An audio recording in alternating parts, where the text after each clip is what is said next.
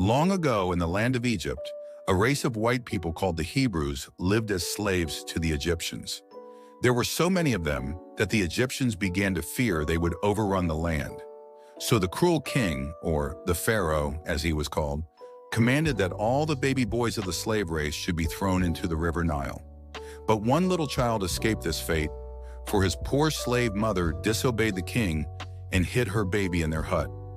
When he was 3 months old, his mother was afraid she could not keep him quiet any longer. So she made a basket and plastered it inside with pitch to make it watertight, allowing it to float like a boat. Into this basket boat, she placed her baby. The mother set the strange little boat on the edge of the river Nile among the tall reeds called bulrushes, very near the palace where she knew the king's daughter came every day to bathe. It was a cool spot, well guarded and safe from danger. The mother then went back to her work, leaving her daughter Miriam to watch over her baby brother. Just as the wise mother had planned, the princess soon came with her ladies-in-waiting and noticed the cradle basket rocking on the waves near the shore. She instructed one of her maidens to bring it to her. The king's daughter knew of her father's command to drown all the boy babies of the Hebrew slaves. When she found a baby crying in the basket, she pitied the poor mother who had obeyed the king's decree by placing him in the river but still hoped to save his life.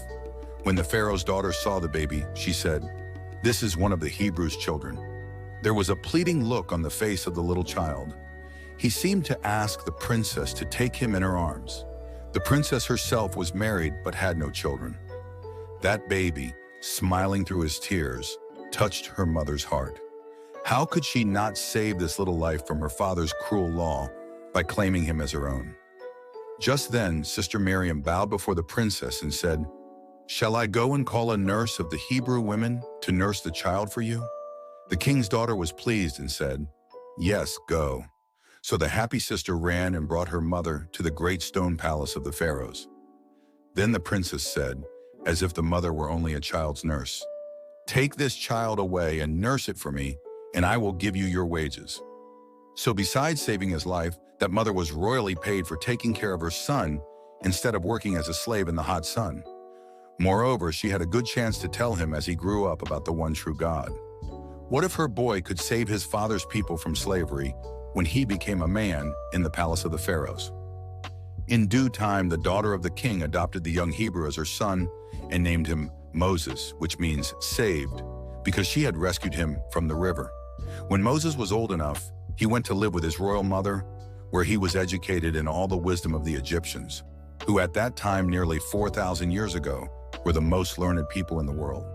Although he studied in the college of the priests who believed in the sun and moon and many other gods, Moses never forgot what his mother had taught him about the true God.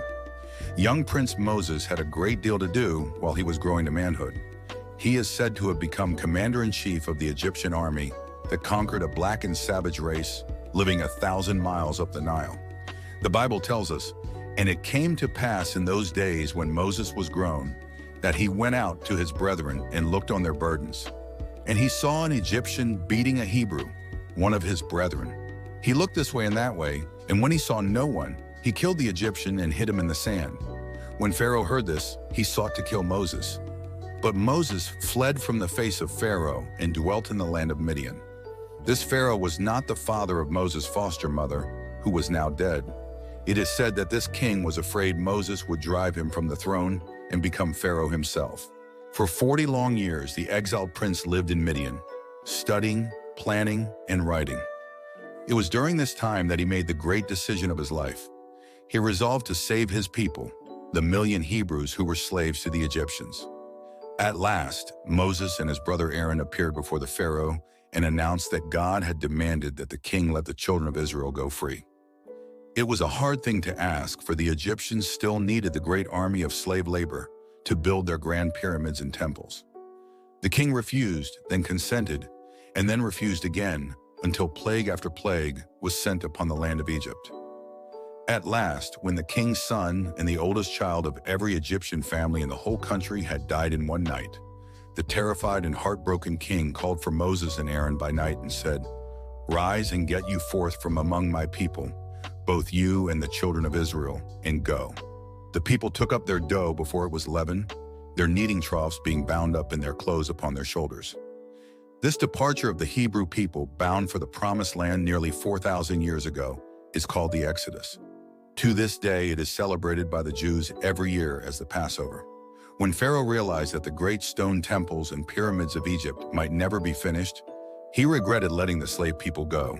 He ordered out his horses and chariots and drove hard after them until he caught up with them at the Red Sea.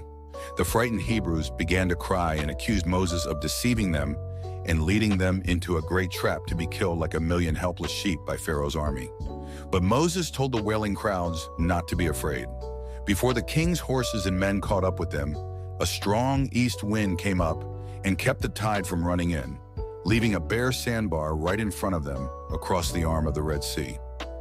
Moses commanded the people to march over on dry land, an order which they quickly obeyed. Then Pharaoh and his horsemen came up behind and pursued them into the sandbar. But the heavy chariots got stuck in the mud beneath the sand, and when the Egyptians reached the middle, the wind changed, and the tide, which had been held back so long, rushed in and drowned Pharaoh and his army.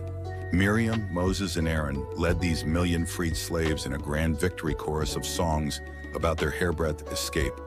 But the people were always scolding and complaining against Moses, the dear, gentle leader who had saved them from their cruel bondage. It was his patient love for his thankless people, while they wandered for 40 years in the wilderness, that gave Moses the name of being the meekest man that ever lived.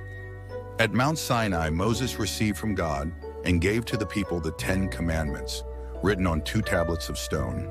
He spent his time during the long years of wandering in the wilderness, planning the laws and religion for his beloved people. He never entered the Promised Land, but died in the wilderness somewhere on a mountain called Nebo.